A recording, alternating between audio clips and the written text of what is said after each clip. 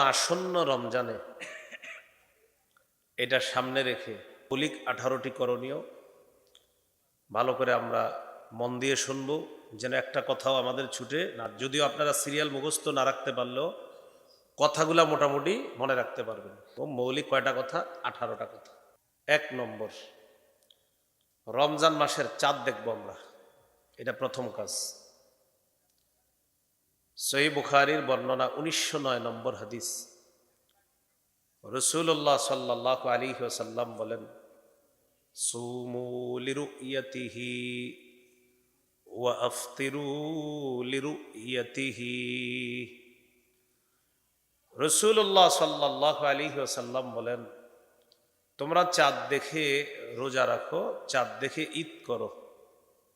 এখন তো চাঁদ দেখি না আমরা, সবাই টেলিভিশনের সামনে বসে থাকে, খবরে কি কয়, সবাই ফোনে ফোনে খোঁজ নেয়। অথচ উচিত ছিল মুসলিম হিসাবে আমরা চাঁদ দেখা যাক না যাক মাঠে গিয়ে একটু দেখবো, তালাশ করব, ছাদে উঠে একটু দেখবো। তাহলে এই রমজানে আমরা এই সুন্নতটা পালন করব। দেখা যাক না যাক বাস আমরা আকাশের দিকে দেখব। 29 তারিখে আমরা দেখব, চাঁদ দেখা যেতেও পারে, নাও দেখা যেতে পারে। কেন দেখব? আমাদের নবী, নবীর সাহাবীগণ দেখেছেন, তাই আমরা দেখব। ঠিক আছে না? ইনশাল্লাহ খোঁজাখুঁজি করবো যে কোথাও চাঁদ দেখা গেছে কিনা। এই কথাটা আমাদের বুঝতে হবে যে আল্লাহ রসুলের সুন্নাহ, এই সুন্নাহ পালন করতে গিয়ে আমার এটা বোঝা দরকার নাই যে চাঁদটা কি দেখলাম না দেখলাম না। আপনি তালাশ করবেন, তালাশ করে হয়তো দেখেছেন, না হয় দেখেন নাই। কিন্তু কথা হলো, ভাই কেন তালাশ করলা? আমার নবী করেছেন, সাহাবীরা করেছেন, তাই আমি তালাশ করি। সোজা হিসাব। তো এখন দেখেন এই তালাশগুলো কেউ করে না, সবাই মোবাইলে মোবাইলে খোঁজ নেয়, ফেসবুকে খোঁজ নেয়, টেলিভিশনে খোঁজ নেয়, কিন্তু চাঁদ দেখে না কেউ। তাহলে 1 নাম্বার করণীয় চাঁদ দেখা।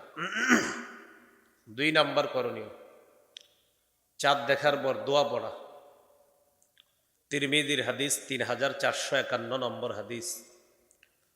তালহা রাদিয়াল্লাহু তাআলা আনহুর বর্ণনা, তিনি বলেন, রাসূলুল্লাহ সাল্লাল্লাহু আলাইহি সাল্লাম যখন নতুন চাঁদ দেখতেন তখন এই দোয়াটি পড়তেন, আল্লাহুম্মা আহিল্লাহু আলাইনা বিল ইয়ুমনি ওয়াল ঈমান ওয়াসসালামাতি ওয়াল ইসলাম রব্বি ওয়া রব্বুকাল্লাহ। এই দোয়াটা রাসূল সাল্লাল্লাহু আলাইহি সাল্লাম নতুন চাঁদ দেখে পড়তেন। আল্লাহুম্মা আহিল্লাহু আলাইনা বিল ইয়ুমনি ওয়াল ঈমান ওয়াসসালামাতি ওয়াল ইসলাম রব্বি ওয়া রব্বুকাল্লাহ। এই দোয়াটা পড়া। এই গেল 2 নাম্বার। এটার যে একটা দোয়া আছে, এটাও অনেকে ভুলতে বসেছে, কারণ চাঁদ তো দেখি না আমরা, দোয়া পড়ার কি দরকার? বুঝলেন? এই যে বললাম, সবাই তো অন্য মাধ্যমে খোঁজ করে। যেমন আকাশ মেঘাচ্ছন্ন, কালো অন্ধকার হয়ে গেলে দোয়া আছে। এখন কালো অন্ধকার হইলে আর এটা কেউ দেখতে চায় না, যে অন্ধকারও আচ্ছা মেঘ আসবে না, কারণ ভিতরে সবাই ব্যস্ত, খুব ব্যস্ত, এটা দেখাও দরকার নাই। 2টা দেখে একটা দোয়া আছে। প্রচন্ড প্রবল বাতাস শুরু হইলে এটারও দোয়া আছে। কিরে কি হয়েছে? ওইরকম বাতাস, জানালাগুলো লাগাই দে, বসে থাকি ঘরে। মানে উনি একটু দেখারও প্রয়োজনীয়তা নাই, ঘটনা কি হইল যে আল্লাহ তাআলা বাতাস দিয়েছেন, একটু দেখেন, দেখে দোয়াটা পড়েন আপনারা। এখন আমাদের দোয়া পড়ার কোনো প্রয়োজনীয়তা নাই। নাউজুবিল্লাহ পড়েন। তাহলে 1 নাম্বার কাজ চাঁদ দেখা, 2 নাম্বার চাঁদ দেখে দোয়া পড়া, 3 নাম্বার যদি চাঁদ দেখা যায়, রমজান মাস শুরু হয়ে গেল, প্রথম রাতে তারাবির নামাজ আদায় করা। সাহাবায়ে কেরামের ঐক্যমতে তারাবি 20 রাকাত। এই 20 রাকাত তারাবির সালাত আমরা ধীরস্থির ভাবে আদায় করব। খতম তারাবি হলে ভালো, আলহামদুলিল্লাহ, না হলে সূরা তারাবি, কিন্তু কেরাত আস্তে ধীরে পড়তে হবে। মুসল্লিদের মধ্যে কম্পিটিশন লাগে নামাজের পরে। 2 মসজিদের মুসল্লি চা দোকানের সামনে গিয়ে একত্রিত হয়। কেন? এটা একটা মজা, রাতের বেলা তারাবি পড়ে 2 মুসল্লি একসাথে কথা বলবে, হাফেজ সাহেবরাও একসাথে হয়ে দেখবেন, এরাও কথা বলে। একজন আরেকজনকে বলে, তোমাদের তারাবি কতক্ষণ লাগছে? তো খতম তারাবি যদি হয়, তো প্রথম দিকে যদি হয় তো বলে 1.25 ঘন্টা। এবার আমি প্রথম দিকে প্রথম 6 দিন আমি যেখানে তারাবি আল্লাহ তাআলা পড়ানোর সুযোগ দিছে, তো আমাদের লাগে প্রায় 5 মিনিট কম 2 ঘন্টা। মানে 1 ঘন্টা 55 মিনিট, কখনো 2 ঘন্টাও লেগে যায়। তো এখন 2 মুসল্লির সাক্ষাৎ, তোদের কতক্ষণ লাগছে? কয় 1.5-2 ঘন্টা। এতক্ষণ লাগে নাকি তারাবি? আমগো তো 1 ঘন্টা 5 মিনিটে শেষ বলে। 1 ঘন্টা 5 মিনিটে হাত, কালকে থেকে আমগো মসজিদে আসিস, কি এতক্ষণ লাগে তারাবি? এখন আপনারা বলেন, যিনি 1 ঘন্টা 5 মিনিট লাগলো, তার লাগলো কয় মিনিট? 65 মিনিট। আর যিনি 1.5-2 ঘন্টা তারাবি বললেন, তার লাগলো 105 মিনিট। কত? 105 মিনিট। 105 মিনিট আপনি আল্লাহর সামনে দাঁড়ায় ছিলেন, আরেকজন 65 মিনিট দাঁড়ায় ছিলেন।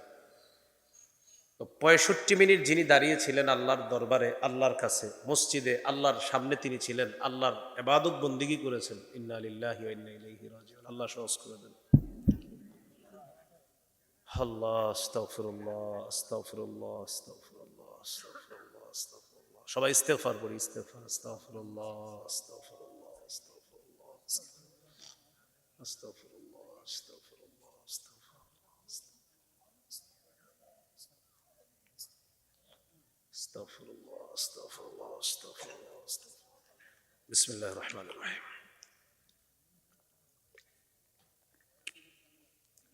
اللهم لك الحمد ولك الشكر. استغفر الله، استغفر الله، استغفر الله. আপনি বলার পরে লাগতেছে।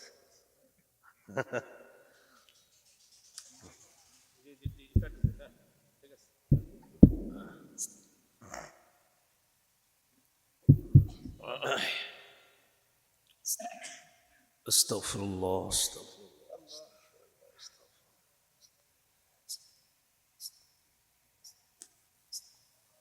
আলহামদুলিল্লাহ। এটা আসলে আপনি না পারলে ধরেন না, ধরেন না, যে পারে অনেকে দিয়ে। ও আচ্ছা আচ্ছা আচ্ছা, ও আপনার মাইকের লোক।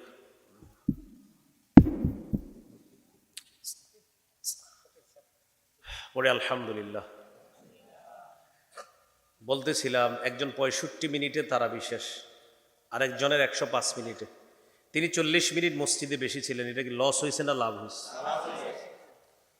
তো দুইজন চা খাইতে গিয়ে যদি বলে তোদের 40 মিনিট আগে আমাদের শেষ, আপনি বলবেন আলহামদুলিল্লাহ, তোমার চাইতে 40 মিনিট বেশি আল্লাহর দরবারে ছিলাম আমি, এই জন্য শুকরিয়া, আলহামদুলিল্লাহ।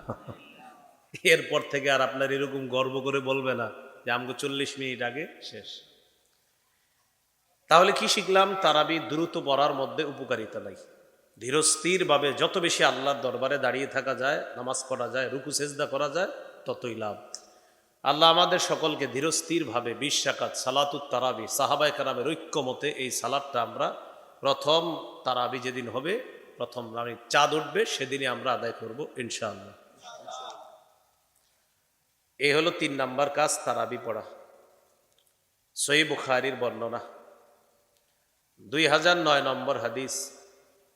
রাসূলুল্লাহ সাল্লাল্লাহু আলাইহি ওয়াসাল্লাম বলেন, মান কামা রমাদানা ঈমানাও ওয়া ইহতিসাবা গুফিরা লাহু মা তাকদ্দামা মিন যামবি। যে ব্যক্তি ঈমানের সাথে সওয়াবের আশায় রমজানে রাতের বেলা সালাত আদায় করবে, তার আগের সব গুনাহ মাফ। 4 নাম্বার, কোরআন তেলাওয়াত করা। তারাবির নামাজে কোরআন তেলাওয়াত করা। তো 4 নাম্বার, কোরআন তেলাওয়াত করা। এক তো হাফেজ সাহেবরা নামাজে তেলাওয়াত করবে, এটা আমরা শুনবো। নামাজের বাহিরেও কোরআন তেলাওয়াত করা। রমজান মাসে নামাজেও কোরআন তেলাওয়াত যত বেশি করা যায়, নামাজের বাহিরেও যত বেশি তেলাওয়াত করা যায়।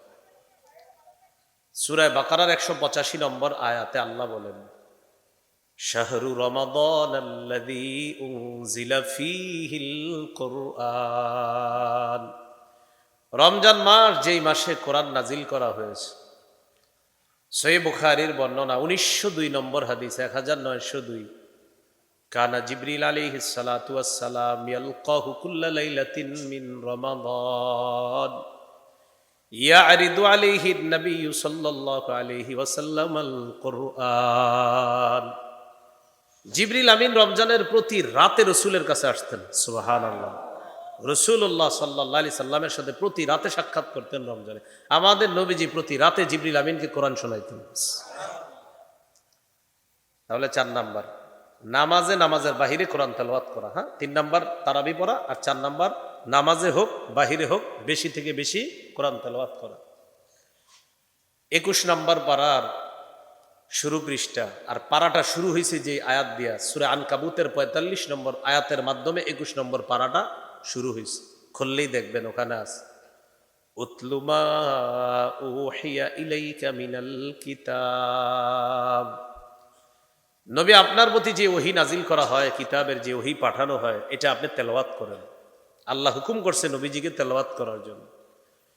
প্রিয় মুসলমান ভাইয়েরা, যদি পারেন মৃত্যু পর্যন্ত 3টা অভ্যাস আপনি নিয়মিত করে নেন। 3টা অভ্যাস মৃত্যু পর্যন্ত প্রতিদিন, একদিনও ছাড় দিবেন। এমনকি যেদিন বিয়ে করবেন সেদিনও না। বিয়ের দিন অনেকে ভুলে যায়।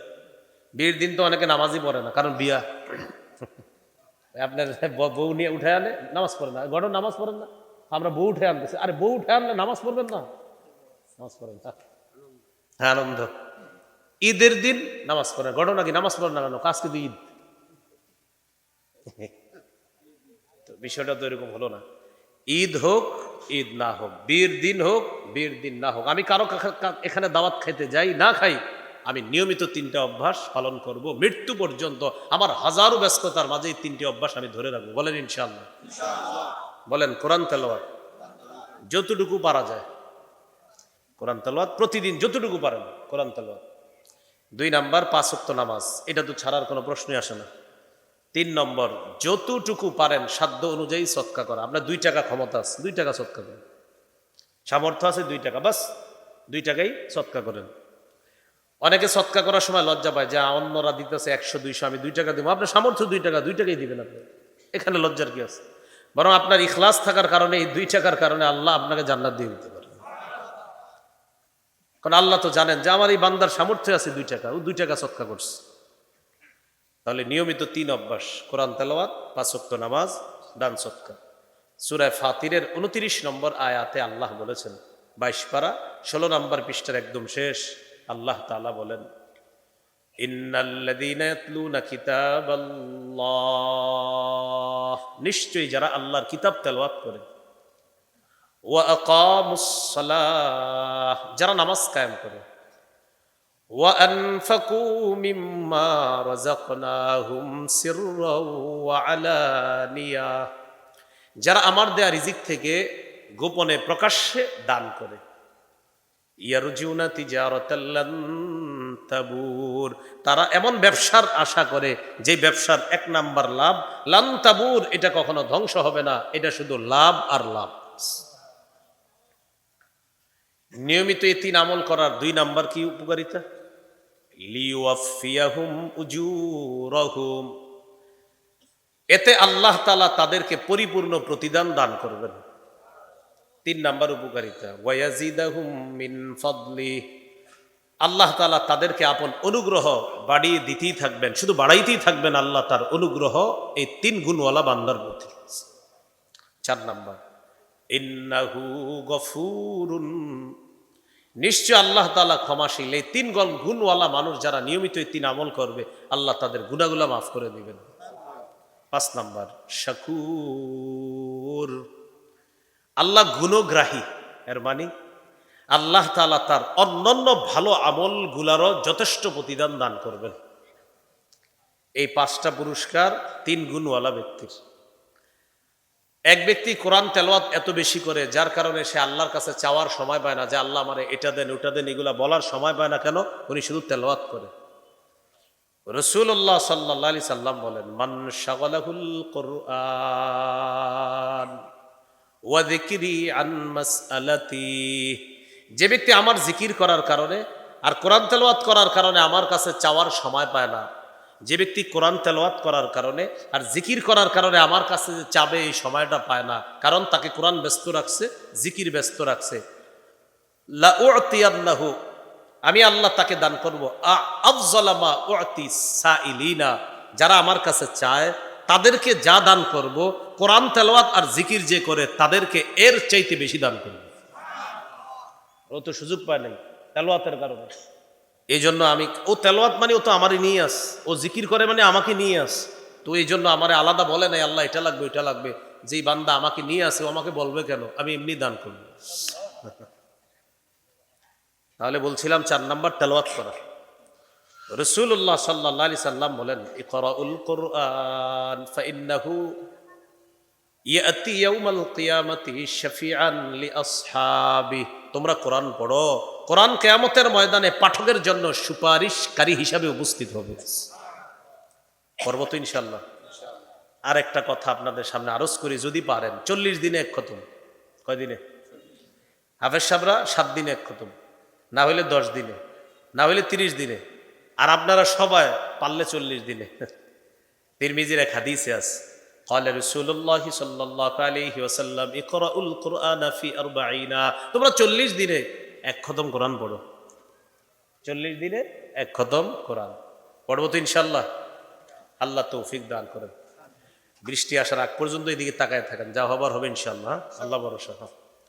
তাহলে তোমরা কোরআন পড়ো, 40 দিনে এক খতম কোরআন। এটা মা বোনরা ওয়াজ শুনতেছিল, মা বোনদেরকে বলবেন যদি পারে, তাদের এই আগ্রহগুলো ভালো আর নফল ইবাদত বেশি করে, 40 দিনে এক খতম কোরআন এটা বলে দেন। যদি পারেন আপনারা, একজন যদি পারেন যে হুজুর আমি ইনশাআল্লাহ শুরু করে দিব, 40 দিনে এক খতম। আল্লাহ আর নবী আমাদেরকে ভালোবাসুক, কারা কারা চাই? মানে আমরা তো আল্লাহ রসুলকে ভালোবাসি, কিন্তু আল্লাহ আর তার নবী আমাদেরকে ভালোবাসুক, এটা চাই না সবাই? তাহলে আজকে হাদিসটা আপনাদেরকে বলে দেই, দেখেন। قال رسول الله صلى الله عليه وسلم من سره أن يحبه الله ورسوله فليقرأ في المصحف। নবীজি বলেন, যে ব্যক্তি এটা পছন্দ করে আল্লাহ এবং তার রসুল যেন তাকে ভালোবাসে, সেজন্য কোরআন পড়ে। যে ব্যক্তি চায় যে আল্লাহ এবং তার রসুল তাকে ভালোবাসুক, সেজন্য কোরআন পড়ে। যদি আমরা চাই আল্লাহ এবং তার রসুল আমাদেরকে ভালোবাসুক, তাহলে নবী বলেন ফালইকরা ফিল মাসহাফ, সে যেন কোরআন পড়ে। তাহলে কোরআন পড়লে আল্লাহ ভালোবাসে, রসুল ভালোবাসে। আল্লাহ আমাদেরকে নিয়মিত কোরআন তেলাওয়াত করার তৌফিক দান করেন। তো 4 নাম্বার গেল কোরআন তেলাওয়াত। 5 নাম্বার তাহাজ্জুদ নামাজ পড়া। 3 নাম্বার গেল তারাবি, 4 নাম্বার কোরআন তেলাওয়াত, নামাজে হোক বাহিরে হোক, আর 5 নাম্বার তাহাজ্জুদ পড়া। সাহরির সময় যেহেতু আল্লাহ উঠাইয়া দিবে ইনশাআল্লাহ, আমরা উঠবো সাহরির সময়, তো 8 রাকাত তাহাজ্জুদ করে নিয়ে। কয় রাকাত? 8 রাকাত তাহাজ্জুদ আমাদের নবী 12 মাস পড়তেন। আপনি চাইলে আজকেও পড়তে পারেন। তো যেহেতু প্রতিদিন পারেন না, কর্মব্যস্ততায় থাকেন, হয়তো শারীরিক ক্লান্তির কারণে উঠতে পারেন না তাহাজ্জুদের সময়, ফজরের সময় ওঠেন, তো রমজান মাসে যেহেতু সাহরির সময় উঠেই যাই, আল্লাহ তৌফিক দেয় উঠার, সাহরির সময় একটু আগে উঠা 8 রাকাত তাহাজ্জুদ পড়বো ইনশাআল্লাহ। তাহলে তারাবি সাহাবায়ে কেরামের ঐক্যমতে পড়লাম 20 রাকাত। তারাবি রমজানের ইবাদত, আর তাহাজ্জুদ 12 মাসের ইবাদত। তো 8 রাকাত তাহাজ্জুদ পড়বেন। তিরমিজির 2616 নম্বর হাদিস, রাসূলুল্লাহ সাল্লাল্লাহু আলাইহি সাল্লাম বলেন, কল্যাণের অনেকগুলা দরজা, এর মধ্যে 3টা দরজার কথা মনে রাখবেন। আস-সাওমু জুন্নাহ, কল্যাণের 1 নাম্বার দরজা হলো রোজা। 2 নাম্বার ওয়াস-সাদাকাতু তুতফিউল খাতিআতা কামা ইউতফিউল মাউন নার, সদকা গুনাহকে এমন ভাবে মিটিয়ে দেয় যেমন পানি আগুনকে নিভিয়ে দেয়। তাহলে কল্যাণের 1 নাম্বার দরজা রোজা, 2 নাম্বার দরজা সদকা, 3 নাম্বার ওয়াসালাতুর রাজুলি মিন জাওফিল লাইল, রাতের বেলা তাহাজ্জুদের নামাজ পড়া। সুবহানাল্লাহ। কেউ যদি চান আমার ঘরের মধ্যে বরকত হোক, আমার ঘরের মধ্যে যেন আল্লাহ তাআলা বরকত নাজিল করে দেয়, অভাব অনটনের মধ্যে আছি, আল্লাহ রিজিকের দরকার, 3টা ইবাদত বাড়িয়ে দেন। রোজা রাখেন নিয়মিত, নিয়মিত সাধ্য অনুযায়ী সদকা করেন। অভাবের কারণে বেশি দিতে পারেন না, 1 টাকা 2 টাকা সদকা করেন, ফকির মিসকিনদেরকে চাউল সদকা করে দেন। 3 নাম্বার সালাতুর রাজুলি মিন জাওফিল লাইল, রাতের বেলা তাহাজ্জুদের নামাজ পড়া। এই 3টা ইবাদত নিয়মিত যদি করতে পারেন, মুষলধারে বৃষ্টির মতো বরকত আপনার ঘরে আসবে। এখন অনেকে বলেন যে হুজুর কই আসে না, তো আপনি পড়ছেন নি, আসে না, আপনি তো পড়েন নাই, 3টা আপনি করেন নাই, আপনি কইরা দেখেন। আল্লাহ তৌফিক দান করেন। আমরা মাহফিলগুলোতে যাই আর সুবহানাল্লাহ বলি, খালি কি বলি? সুবহানাল্লাহ। কোরআনের 1 অক্ষর বললে 10 নাকি, তখন কি বলি? সুবহানাল্লাহ। কিন্তু কোরআন পড়াটা ধরছেন কয়জন? কোরআন পড়লে এক অক্ষর বললে 10 নেকি, না হইলে এই পর্যন্ত 100টা মাহফিলে সুবহানাল্লাহটা বলছেন যে এক অক্ষরে 10 নেকি। সুবহানাল্লাহ বললে অবশ্যই ফজিলত, কিন্তু এক অক্ষরে 10 নেকি শুই না কয়জন কোরআন পড়া শুরু করছেন? তাহলে আমরা বয়ান শুনি কিন্তু এটারে আমরা গ্রহণ করি না, শুধু সুবহানাল্লাহ বলে রেখে দিয়ে আসি যে আলহামদুলিল্লাহ মাশাআল্লাহ, আল্লাহ আপনি কি সুন্দর কোরআন দিয়েছেন, এটা বইলা পড়লাম না যে আপনার কোরআনের একটা অক্ষর বললে 10 নেকি আল্লাহ, এই জন্য এটা মসজিদেও রেখে দিই। আর ঘরে যদি এটা পুরাতন হয়ে যায় বালু পড়তে পড়তে ইমাম সাহেবের হাতে এনে দিয়ে দিই, হুজুর ঘরে বালু করে পড়তেছে, আপনি এটা কি করবেন করেন।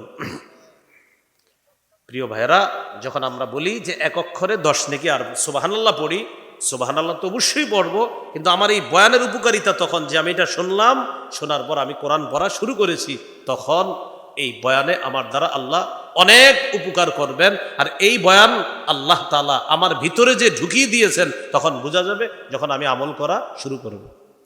যেমন বললাম কল্যাণের দরজা 3টা, রোজা রাখা, সৎকা করা, তাহাজ্জুদ পড়া। কারণ আপনি একদিনও তাহাজ্জুদ পড়েন নাই আর বলতেছেন হুজুর অভাবনানন্দ কাটে না, তো পড়ছেননি, আপনাকে এলাকায় গিয়ে মাহফিলে বলছিলাম কল্যাণের 3 দরজা, আপনি তো বলছিলেন মনে আছে, কিন্তু আমার ঘরে তো বরকত আসে না, তো আমি জিজ্ঞাসা করলাম পড়ছেননি তাহাজ্জুদ? 1-2 দিন পড়ছিলাম। 1-2 দিন মানে আপনি একদিন পড়ার পরে আল্লাহ আমি তাহাজ্জুদ পড়ছি বরকত দেন, পরে পরে আর পকেটে খোঁজ করে আসছেনি বরকত, হইল বিষয়টা।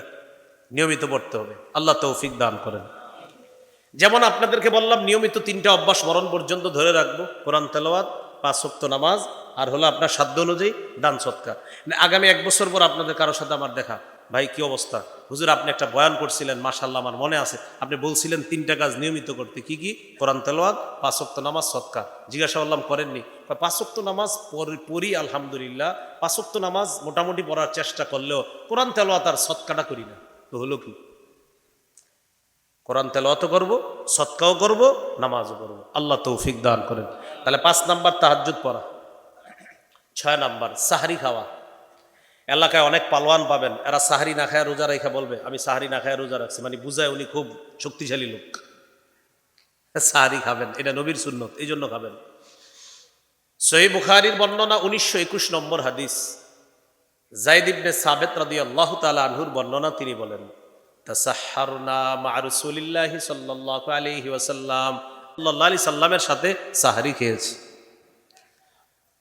বুখারীর 1923 নম্বর হাদিস, ক্বালা রাসূলুল্লাহি সাল্লাল্লাহু আলাইহি ওয়াসাল্লাম তাসাহহারু ফাইন্না ফিস সাহুরি বারাকাতান, তোমরা সাহরি খাও, সাহরির মধ্যে বরকত আছে।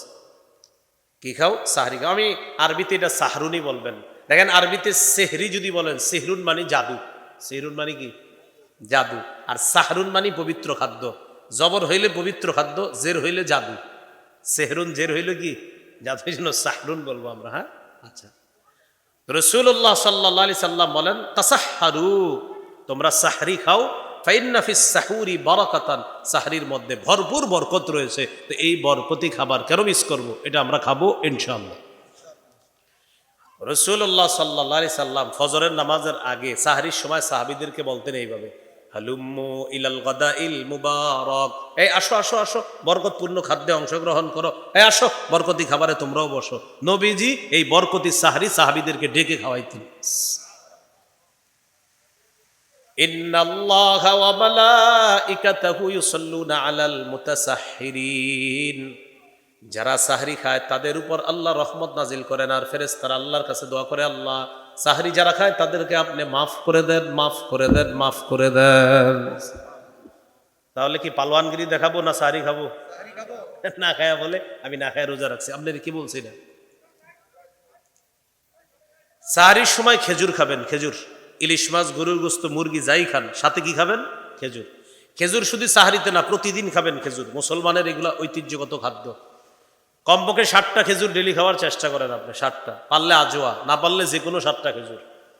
হাদিসে আসছে 7টা আজোয়া যদি সকালবেলা খাইতে পারেন, লাম ইয়াদুররুহু সুমুন, বিষও আপনার ক্ষতি করবে না, বিষ। এজন্য আবার বিষ খায়েন না। ঠিক আছে তো ইনশাআল্লাহ? আচ্ছা।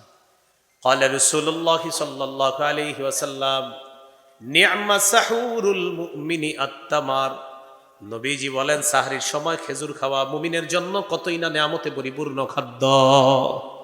সেহরির সময় আমরা খেজুর খাবো। বিবিকে বলে দিবেন ইফতারের সময় খেজুর আলাদা করো, সাহারির খেজুর আলাদা করো। কোনো যুক্তি খুঁজবো না, আমাদের নবী খেয়েছেন, তাই আমরাও সাহারিতে অন্যান্য খাবারের পাশাপাশি খেজুর খাবো। আর খেজুর আপনার শারীরিক শক্তিটা অনেক ভালো রাখবে, দিনে রোজা রাখাটা আপনার জন্য সহজ হয়ে যাবে। গর্ভবতী মা বোন যারা, তাদেরকে খেজুর খাওয়াবেন। গর্ভবতী মা বোন খালি আচার কিনে দেন, এগুলা কিনে দিবেন না, খেজুর খাওয়াবেন। আর তেঁতুল তো ভুলেও খাওয়াবেন না। এরা খাইতে চায় কি তেঁতুল, আপনি দিবেন খেজুর। কেন? ঈসা নবীর আম্মা, যখন ঈসা নবী তার পেটে আসলো, ঈসা নবীর আম্মার খাদ্য কি হবে? আল্লাহ বললেন ফাকুলি ওয়াশরাবি, খাও পান করো। কি খাবো আমি? তো খেজুর গাছের নিচে বসায় দিস, এখানে বসো। গাছে খেজুর নাই, মুফাসসিরিনে কেরাম লাগছে, সমস্যা কি? খেজুর নাই। তোমার মন চাইলে গাছ নাড়া দিবা, খেজুর আল্লাহ দিয়ে দিবে। কারণ যে আল্লাহ কুদরতি ভাবে কোনো বাবা ছাড়া তোমাকে সন্তান দান করতে পারে, এই আল্লাহ খেজুর দিতে পারবে, এটাও তোমাকে দিতে পারবে। আর সামনে ঝর্ণা আছে, ঝর্ণার পানি পান করবা, খেজুর খাবা আর পানি পান করবা। কারণ আপনাদের কাছে আমি যে বিষয়টা বলতে চাই, এত খাদ্য থাকতে আল্লাহ মারিয়ামের জন্য খেজুর কেন নির্বাচন করলেন? গর্ভবতী নারীর জন্য কি নির্বাচন করলেন? খেজুর। এখান থেকে বোঝা যায় গর্ভবতী নারীদের শ্রেষ্ঠ খাদ্য হলো খেজুর। মেধা ভালো হবে তাদেরও, সন্তান যেটা পেটে ওটারও মেধা ভালো হবে। খাবান তেঁতুল, পরে কিচ্ছু মনে রাখতে পারবে। খেজুর খাওয়াতে হবে। আল্লাহ বুঝার তৌফিক দান করেন। তাহলে 6 নাম্বার সাহারি খাওয়া। 7 নাম্বার রোজা রাখা। সাহারি খাইলেন, এবার প্রথম রোজাটা রাখলেন। আমরা প্রথম রাতের আলোচনা চলতেছে। সাহারি খাইলেন, খাওয়ার পর এবার রোজা শুরু হয়ে গেল আপনার। ওই এখানে একটা মাসালা মনে রাখবো আমরা, তাহাজ্জুদের সম্পর্ক সাহারি খাওয়ার সাথে না, সময়ের সাথে। আপনি যদি সাহারি খাওয়ার পরে দেখেন এখনো সাহারির সময় বাকি আছে 30 মিনিট 40 মিনিট, বাস তখনও তাহাজ্জুদ পড়েন, সমস্যা নেই, আল্লাহু আকবার, তাহাজ্জুদ পড়েন। তাহলে কি শিখলাম? খানার আগে পড়েন বা পরে পড়েন, সমস্যা নেই। সমস্যা সাহারি খাবেন, এটা হলো খানার সম্পর্ক, আর তাহাজ্জুদ পড়বেন, এটা হলো সময়ের সম্পর্ক। সময় যতক্ষণ আছে ততক্ষণ তাহাজ্জুদ পড়তে পারবেন। আপনি আগে খান বা পরে খান, সমস্যা নাই, সময় আছে, তাহাজ্জুদ পড়তে পারবেন। মানে অনেকে এই প্রশ্নগুলো ইমাম সাহেবদেরকে করে, হুজুর সাহারি খায় কি তাহাজ্জুদ পড়তে পারবো? আরে সময় থাকলে আপনি অবশ্যই পারবেন পড়তে, কোনো সমস্যা নেই। এই জন্য সাহারি খাওয়ার পর যদি দেখেন 20 মিনিট 30 মিনিট সময় আছে, একটা বোতলে পানি নিয়ে মসজিদে চলে যাবেন। মসজিদে চলে যাওয়ার পর যদি মসজিদে চিন্তা করেন তাহাজ্জুদ পড়বেন, না হয় ঘরেও পড়তে পারেন। পড়ার পর বাস সাহারির সময়ের শেষের 3-4 মিনিট আগে পানিটা পান করলেন আপনি। এর আগে আপনি নফল নামাজ, তাহাজ্জুদ নামাজ পড়তে থাকেন, আর পানিটা ওই শেষ সময় একটু পানি পান করে শক্তি সঞ্চয় করে নিলেন। আল্লাহ আমাদেরকে কথাগুলা মনে রাখার তৌফিক দান করেন। 7 নাম্বার রোজা রাখা। সহিহ বুখারীর বর্ণনা 1901 নম্বর হাদিস, 1901 নম্বর হাদিস। قال رسول الله صلى الله عليه وسلم من صام رمضان إيمانا واحتسابا غفر له ما تقدم من ذنبه। নবীজি বলেন, কেউ যদি ঈমানের সাথে সওয়াবের আশায় রমজান মাসে দিনের বেলা রোজা রাখে, তার আগের সবগুলা গুনাহ মাফ হয়ে যায়। রোজা রাখে। সূরা বাকারা 183 নম্বর আয়াতে আল্লাহ বলেন, ইয়া আইয়ুহাল্লাযীনা আমানু কুতিবা আলাইকুমুস সিয়াম, হে ঈমানদারগণ, তোমাদের উপর সিয়াম ফরজ করা হয়েছে, রোজা ফরজ করা হয়েছে। তিরমিজির 614 নম্বর হাদিস। قال رسول الله صلى الله عليه وسلم الصوم جنة حصينة। নবীজি বলেন, রোজা হলো জাহান্নাম থেকে বাঁচার জন্য মজবুত একটা ঢাল, প্রতিবন্ধকের নাম হলো রোজা। সুবহানাল্লাহ। ভাই মনে রাখবেন, একটা রোজা না রাখার কাফফারা হলো 60টা। কয়টা?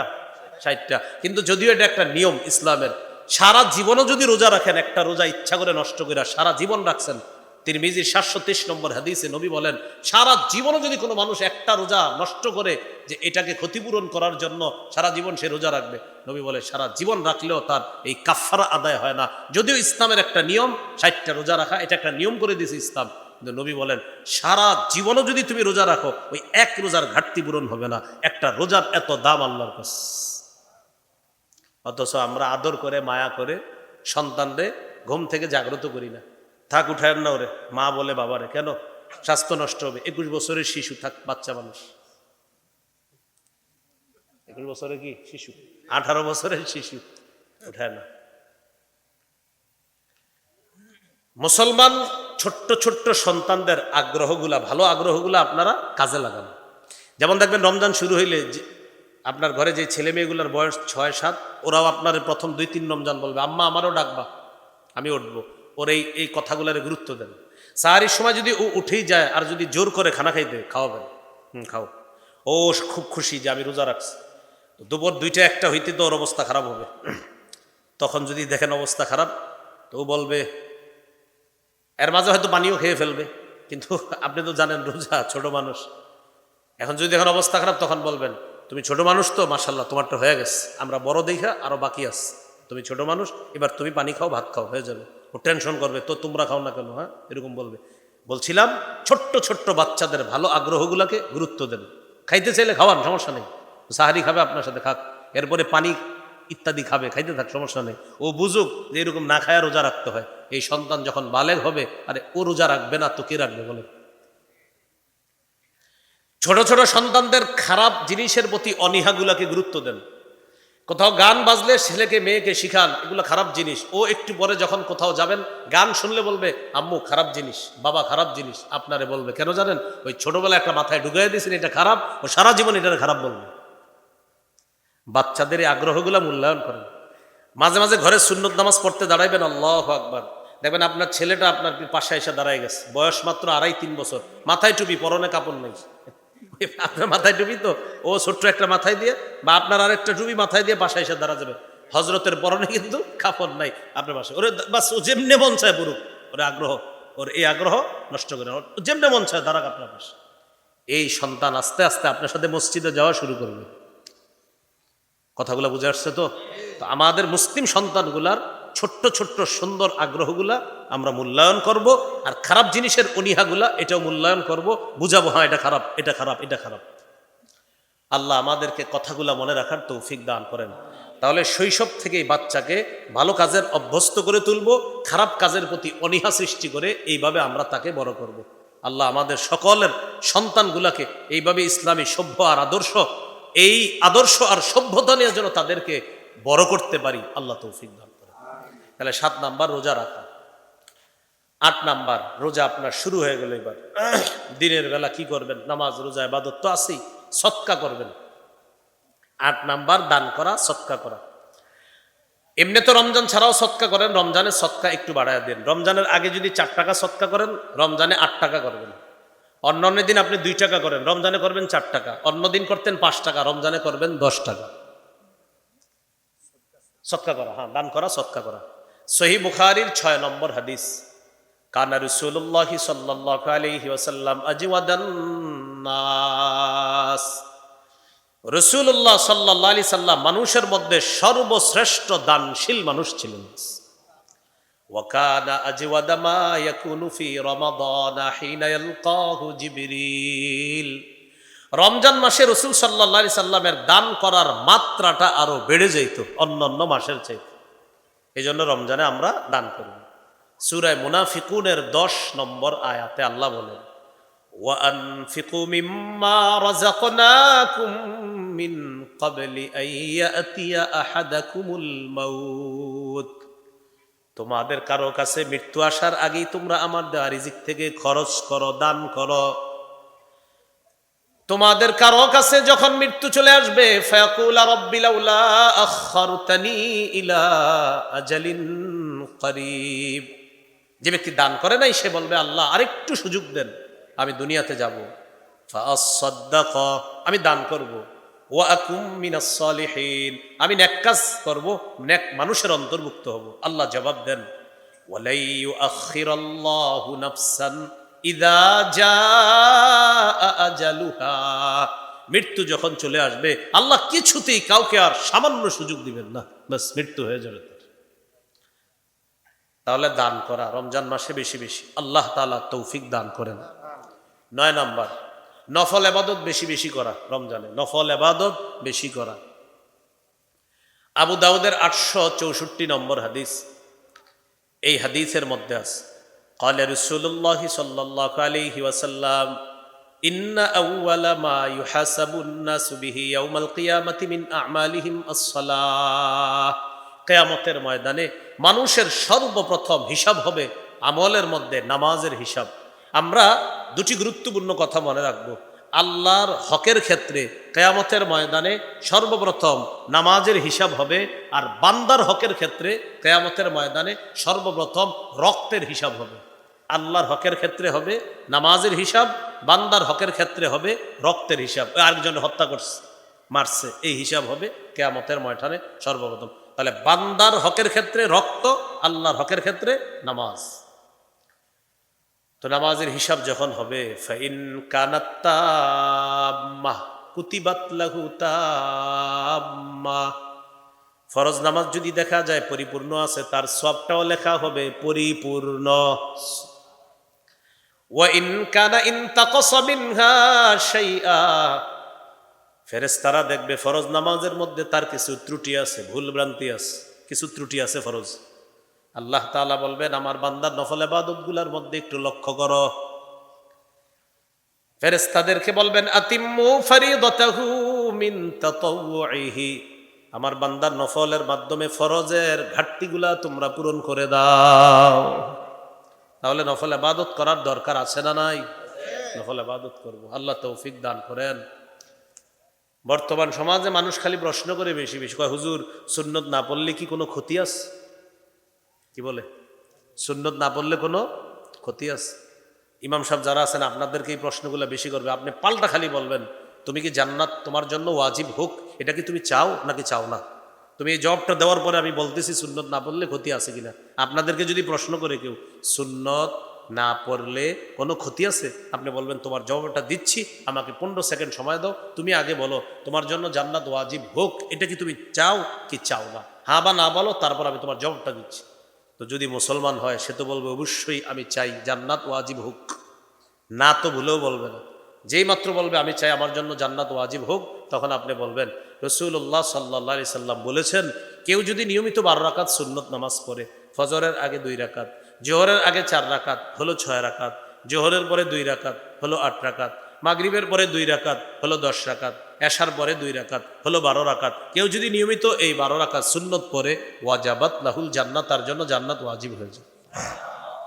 প্রশ্ন কি ছিল? সুন্নত না পড়লে কোনো কি আছে কিনা ক্ষতি? আমি কি বললাম জান্নাত ওয়াজিব হোক চান কি চান না? সে বলল চাই, জবাব দিয়ে দিলাম নবী বলছে সুন্নত পড়লে জান্নাত ওয়াজিব হয়, যাও সুন্নত পড়ো, কি পড়ো? সুন্নত পড়ো। এই প্রশ্ন করবা না আর কোনো ক্ষতি আছে কিনা, যেহেতু তুমি জান্নাত ওয়াজিব চাও সুন্নত পড়ো। এই জন্য ভাই বর্তমান জামানায় দুটি দল কাজ করতেছে, একটা হলো আমল কিভাবে কমানো যায়, আরেক দল আছে আমল যা আছে এর মধ্যে আবার বাড়ানো যায় কিভাবে, এটা হলো বেদাত। আমল বাড়ানো এটাকে কি বলে? বেদাত। আর আমল কমানো এটারে বলে চুরি, মানে যা আছে এটারে কমায় দিবে, এটা হলো চুরি। আর যা আছে এটারে বাড়াবে আরো, এটা হলো বেদাত। তো আমরা বেদাতও করব না, চুরিও করব না, শরীয়ত যা রেখে গিয়েছে সেটাই করবো ইনশাআল্লাহ। আল্লাহ তৌফিক দান করেন। 9 নাম্বার কি গেল? 9 নাম্বার আপনার নফল ইবাদত বেশি বেশি করা। 10 নাম্বার নেক কাজ রমজানে বেশি বেশি করা, ভালো কাজ, নেক কাজ, নেকির কাজ, যে কোনো নেকির কাজ বেশি বেশি করা। সূরা তাগাবুনের 9 নম্বর আয়াতে আল্লাহ বলেন ওয়ামাই ইউমিন বিল্লাহ ওয়া ইয়ামাল সালিহান ইউকাফির আনহু সাইয়্যাতিহি ওয়া ইউদখিলহু জান্নাতিন তাজরি মিন তাহতিহাল আনহার তাজরি মিন তাহতিহাল আনহারু খালিদিনা ফিহা আবাদা যালিকাল ফাউজুল আযীম। যে ব্যক্তি আল্লাহকে বিশ্বাস করে নেক কাজ করে, আল্লাহ তার আগের সব গুনাহ মাফ করে দিবেন, এমন জান্নাতে প্রবেশ করাবেন যার পাদদেশ দিয়ে নহর সমূহ ঝর্ণা দ্বারা প্রবাহিত হবে। সেথায় তারা চিরকাল থাকবে, অনন্তকাল সেখানে তারা অবস্থান করবে। হ্যাঁ, সেখানে তারা সেখানে তারা কি করবে? অনন্তকাল অবস্থান করবে, চিরকাল।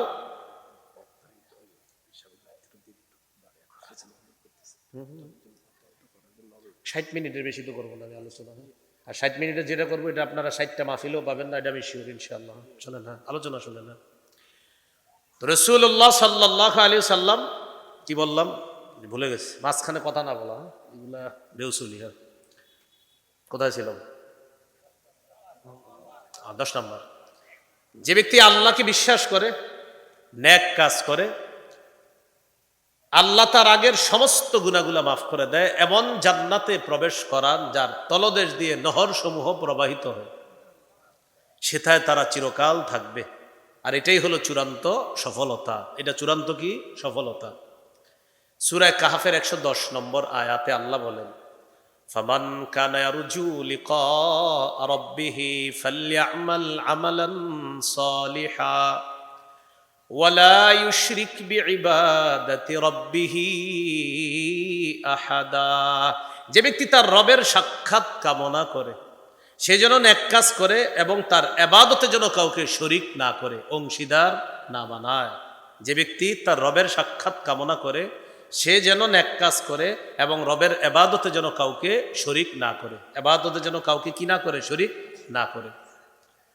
তাহলে আল্লাহর সাথে যদি সাক্ষাৎ চাই, নেকির কাজ বেশি বেশি করা, শিরিক না করা। এই হলো 10 নাম্বার। 11 নাম্বার, বেশি বেশি দোয়া করা। আল্লাহ তাআলা বলেন, ওয়াকালা রাব্বুকুম উদউনি আস্তাজিব লাকুম। তোমাদের রব বলেন, তোমরা আমাকে ডাকো, আমি তোমাদের ডাকে সাড়া দিব। আমার কাছে দোয়া করো, আমি তোমাদের দোয়া কবুল করব। এটা আল্লাহ তাআলা বলেন। দুইটা দোয়া বেশি বেশি করব। কয়টি দোয়া? দুইটি। বলি আমার সাথে, আল্লাহুম্মা ইন্নী আসআলুকাল জান্নাহ ওয়া আউযু বিকা মিনান নার। হে আল্লাহ, আপনার কাছে জান্নাত চাই, জাহান্নাম থেকে পানা চাই। জান্নাত চাই, জাহান্নাম থেকে পানা চাই। এই দুইটা দোয়া বেশি বেশি করা। মনে থাকবে তো ইনশাআল্লাহ? এই হলো 11 নাম্বার, দোয়া করা। 12 নাম্বার, জিকির করা। জিকির 4টা জিকির বেশি বেশি করব আমরা ইনশাআল্লাহ। ক্বালা রাসূলুল্লাহ সাল্লাল্লাহু আলাইহি ওয়াসাল্লাম, আহাব্বুল কালামি ইলাল্লাহি আরবা। আল্লাহর কাছে 4টি বাক্য সবচেয়ে পছন্দের। 1 নাম্বার, সুবহানাল্লাহ, আলহামদুলিল্লাহ, লা ইলাহা ইল্লাল্লাহ, আল্লাহু আকবার। সুবহানাল্লাহ, আলহামদুলিল্লাহ, লা ইলাহা ইল্লাল্লাহ, আল্লাহু আকবার। এই 4টা বাক্য বেশি বেশি আমরা জিকির করব ইনশাআল্লাহ। রমজান মাসে যদি দেখেন আপনারা কেউ জ্বালাইতে আসে, ডিস্টার্ব করতে আসে, রমজানে কিন্তু শয়তান ডিস্টার্ব করবে না, কিন্তু শয়তান কিছু দায় দায়িত্ব বন্টন করে দিচ্ছে এখনই। তো এইগুলা ডিস্টার্ব করবে আপনাকে, কারণ শয়তান থাকবে না, যেহেতু তার অবর্তমানে কে কে দায়িত্বগুলা পালন করবে এরকম কিছু লোক শয়তান অলরেডি তৈরি করতেছে। এরকম কিছু মানুষ আছে আপনার পিছনে রমজানে লাগবে। যেমন আপনি মসজিদে বৈশা 3 পারা কোরআন পড়ার নিয়ত করছেন, পড়তেছেন বৈশা বৈশা কোরআন তেলাওয়াত। এক ব্যক্তি পিছন দিয়ে বলবে, আসসালামু আলাইকুম। আপনার কি দরকার আছে ওনারা এখন সালাম দেওয়া? উনি না তেলাওয়াত করতেছে। তো যাক, ওই বেচারা সালামের জবাব নিস, নেওয়ার পরে কোরআন বন্ধ করে বলতেছে, ভাই আমি তো কোরআন পড়তেছি। একটু জরুরি কথা আছে, আমি তো 3 পারা পড়বো। তাহলে কি করা? আচ্ছা, 1 পারা হইতে 2-3 পৃষ্ঠা বাকি আছে, 1 পারা পড়ি তারপরে কথা বলি, বসেন। 1 পারা পইরা কোরআন বন্ধ করছে, বাকি আছে কয় পারা? আরো 2 পারা। কি বলবেন? জরুরি কথা। জরুরি কথাটা হলো, রোজা রাখছেন? আলহামদুলিল্লাহ। সাহরি খাইছেন? আলহামদুলিল্লাহ। তারাবি পড়ছিনি গত রাতে? প্রথম তারাবি পড়ছি তো, আলহামদুলিল্লাহ। 20 না 8? বুঝছেন? জিজ্ঞেস। তখন আপনি বলবেন, সুন্দর প্রশ্ন, গুরুত্বপূর্ণ প্রশ্ন। আচ্ছা, জবাব দিতেছি, আপনি এক কাজ করেন, সুবহানাল্লাহ 100 বার পড়েন, পরে জবাব দিই। তো সুবহানাল্লাহ 100 বার পড়াবেন, পড়ায় আপনি কোরআন পড়বেন। 100 বার পড়ার পরে বলবে শেষ তো, বলবেন আলহামদুলিল্লাহ 100 বার পড়েন, পড়বে। পড়ার পর আপনি এদিক দিয়ে কোরআন পড়বেন, আবার যখন বলবে শেষ বলবেন এবার লা ইলাহা ইল্লাল্লাহ 100 বার পড়েন। পড়ার পর শেষ এবার বলবেন আল্লাহু আকবার 100 বার পড়েন। পড়ার পর এবার বলবে, ভাই আমার সব পড়া হয়েছে। ও হয়ে গেছে সব পড়া? হ্যাঁ। আরেকটা কোরআন নামায় বলবেন কি, একটু আপনিও পড়েন, কোরআন পড়েন একটু, আপনি যেটা বলছেন এটা আমি উত্তর দিব, পড়েন। অনেকক্ষণ পড়াইবেন। আচ্ছা, আপনি যে কাজটা করাইতেছেন এটা খারাপ কাজ না ভালো কাজ? ভালো কাজ। অনেকক্ষণ কোরআন পড়াবেন, পড়ানোর পর সে বলবে, ভাই পড়ছি তো অনেকক্ষণ। ইতিমধ্যে আপনিও 3 পারা শেষ করবেন। শেষ করার পর এবার বলবেন, হ্যাঁ কি জানি বলতেছিলেন? আর তারাবি পড়ছেন কালকে? পড়ছি আলহামদুলিল্লাহ। 20 না 8? বলবেন 20ও পড়ছি 8ও পড়ছি। পুরো আসমান থেকে বলবে যে আমি তো আইছিলাম অন্য নিয়ত নিয়ে, আপনি 20ও পড়ছেন 8ও পড়ছেন, আমি তো চাইছিলাম 2-3 ঘন্টা আপনারে গেজামু। এখন আপনি যেই জবাব দিচ্ছেন, না এদিকে পারবো না ওইদিকে পারবো, আমি যামু কই? 20-8 মানি বলবেন 20 রাকাত তারাবি পড়ছি সাহাবায়ে কেরামের ঐক্যমতে, 8 রাকাত তাহাজ্জুদ পড়ছি নবীজির 12 মাসের আমল। এই জন্য 12 মাস চেষ্টা করি, পারি না। রমজানে যেহেতু আল্লাহ সাহারির সময় উঠায়, তাই রমজানে 8 রাকাত তাহাজ্জুদ পড়ছি, আর প্রথম রাতে 20 রাকাত তারাবি পড়ছি। এটা সাহাবায়ে কেরামের ইজমা, ঐক্যমত। আর সুন্নত হলো 8 রাকাত তাহাজ্জুদ পড়া, এটা 12 মাসের আমল। এই 8 রাকাত তাহাজ্জুদও পড়ছি। হ্যাঁ, টেনশনে পড়ে যাবেন, কি বলবো? তখন বলবে তাইলে কি করা? বলবেন কি করা, আর কিছু বলবা? কয় আচ্ছা না বললে ঘুমাও, ঘুমাও, শুয়ে ঘুমাও। যদি দেখেন কিছু বলতে চায় তো শেষে বলবেন তুমি যে নিয়ত করে আসছো এটা আমি পড়ি নাই আর কি, এমনি 20ও পড়ছি 8ও পড়ছি, তুমি যে নিয়তটা করে আসছো ওইটা আসলে পড়ি নাই। এই 30 সেকেন্ড 20 সেকেন্ডের মধ্যে সমাধান দিয়ে আরে পাঠায় দিবেন। ছিল লম্বা নিয়ত নিয়ে, আপনি 1 মিনিটের মধ্যে বিষয়গুলো খালাস করবেন। এর মাঝে তারে জিকির করাবেন, কোরআন পড়াবেন, আর সর্বশেষ গিয়ে এমন একটা কথা বলবেন যাতে সে মেজাজ খারাপ করে, এটা কোনো কথা? আমি নিয়ত নিয়ে আসছিলাম আপনারে অনেকক্ষণ, ইচ্ছা মতো এটা বুঝাবো এটা বুঝাবো, আর আপনি বললেন 20ও পড়ছি 8ও পড়ছি, আমি জামুটা কই? এই জন্য 20 পড়বেন তারাবি, 8 পড়বেন তাহাজ্জুদ, আপনারা জ্বালানোর আর সুযোগ থাকবে না। এইগুলো 12 নাম্বার জিকির করা। 13 নাম্বার ইফতার করা। সারাদিন রোজা রাখলেন, এবার ইফতার করবেন। 14 নাম্বার ইফতার করানো। 13 হলো ইফতার করা, 14 হলো ইফতার করানো। ইফতার করানো মানে আত্মীয় স্বজনের কাছে ইফতার পাঠাবেন, আর গরিব যারা আছে আত্মীয় স্বজন তাদের কাছেও পাঠাবেন, ধনী যারা আছে প্রতিবেশী তাদের কাছে ইফতার পাঠাবেন। কেন পাঠাবেন? রোজাদারকে ইফতার করানোর ফজিলত থেকে যেন বঞ্চিত না হন, এই জন্য ধনীদের কাছেও ইফতার পাঠাবেন। যারা ধনী রোজাদার তাদেরকে ইফতার খাওয়াবেন। 15 নাম্বার ইফতারের সময় দোয়া করা। 13 ইফতার করা, 14 ইফতার করানো, 15 ইফতারের সময় দোয়া করা। তিরমিজির 3598 নম্বর হাদিস। قال رسول الله صلى الله عليه وسلم ثلاثة لا ترد دعوتهم। নবীজি বলেন 3 ব্যক্তির দোয়া ফেরত দেওয়া হয় না। 1 নাম্বার সাইমু হাত্তা ইফতিরা, রোজাদার যখন রোজা রাইখা দোয়া করে ইফতারের সময় তার দোয়া ফেরত দেওয়া হয় না। 2 নাম্বার ওয়াল ইমামুল আদিল, ন্যায়পরায়ণ পুরুষ শাসকের দোয়া ফেরত দেওয়া হয় না। ন্যায়পরায়ণ কি শাসক? পুরুষ। ন্যায়পরায়ণ পুরুষ শাসকের দোয়া ফেরত দেওয়া হয় না। কি শাসক? 3 বার বলেন, কি শাসক? আপনাদের কথাবার্তায় মনে হয় কি জানেন, আপনারা আবার নারী শাসক চান। নারী শাসক যারা চান সমস্যা নেই, পোস্টারে লিখবেন আগামী তো আমরা নারী শাসক দেখতে চাই, কারণ সারা জীবন হতবাগা থাকতে চাই, এটা লিখেন, কেউ কিছু বলবে না। বুখারীর বর্ণনা, লা ইউফলিহা কওমুন ওয়াল্লাহু আমরাহুম ইমরাআ, ওই জাতি কিছুতেই সফল হবে না যে জাতি তাদের নেতৃত্বে কোনো নারীকে বসায় দেয়। তো না, এতক্ষণ তো চুপচাপ ছিলেন, টেনশন করছেন যে আগামীতেও তো আমরা আবারও চাই।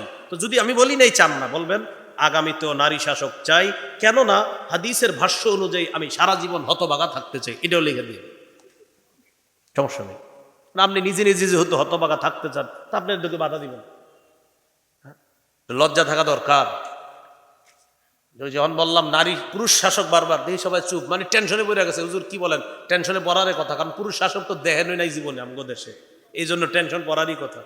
বিশেষ করে যাদের বয়স 20-25 তারা তো পুরুষ দেখেই নেই, এই জন্য মাথায় নাই এটা যে পুরুষ কি, এটা বাংলাদেশে হয় নাকি, বুঝলি? তো 1 নাম্বার রোজাদারের দোয়া, 2 নাম্বার পুরুষ শাসকের দোয়া, ন্যায়পরায়ণ পুরুষ শাসকের দোয়া। এই জন্য ইফতারের সময় বলবেন আল্লাহ আমাদের দেশে কিয়ামতের আগে যেন আর কোনো নারী শাসক না হয়, আর আমাদের দেশে একজন ন্যায়পরায়ণ পুরুষ শাসক দিয়ে দেন।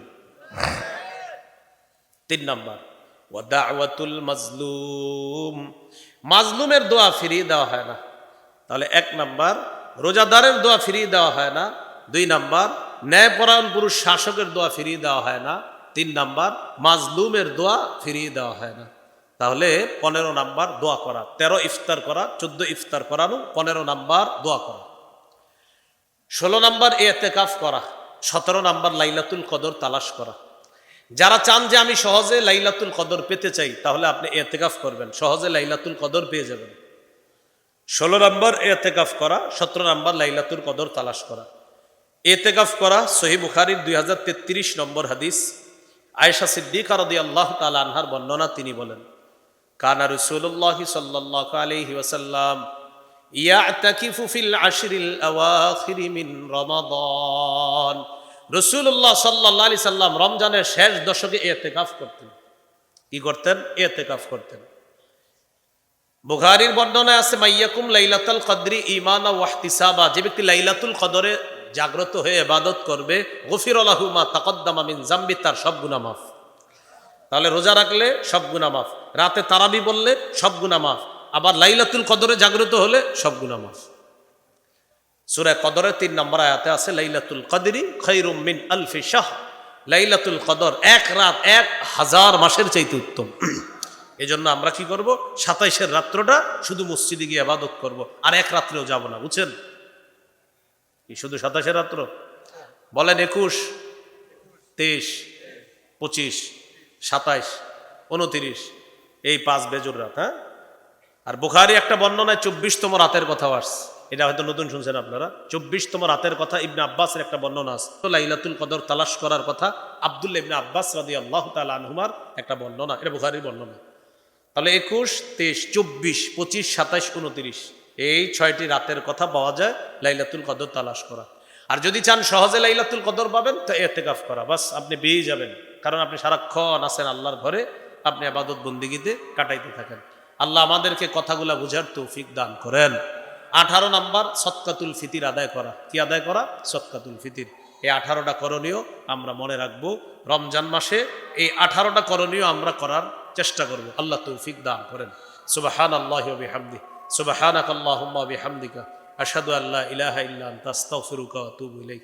কিতাব আছে মিম্বরের আমানত, যাদের লাগবে আপনারা গাড়ি থেকে সংগ্রহ করতে পারেন। 1 থেকে 8 খণ্ড মিম্বরের আমানত, সন্তানের 64র অধিকার, শিরিক বেদাত কুফর তাওহীদ, হালাল হারাম, স্বামী স্ত্রীর অধিকার, লা ইলাহা ইল্লাল্লাহর ব্যাখ্যা, নামাজ, পাক নাপাকের মাসালা, নামাজ সম্পর্কে আলোচনা। 1 থেকে 8 খণ্ড, যাদের প্রয়োজন হয় গাড়ি থেকে সংগ্রহ করতে পারেন।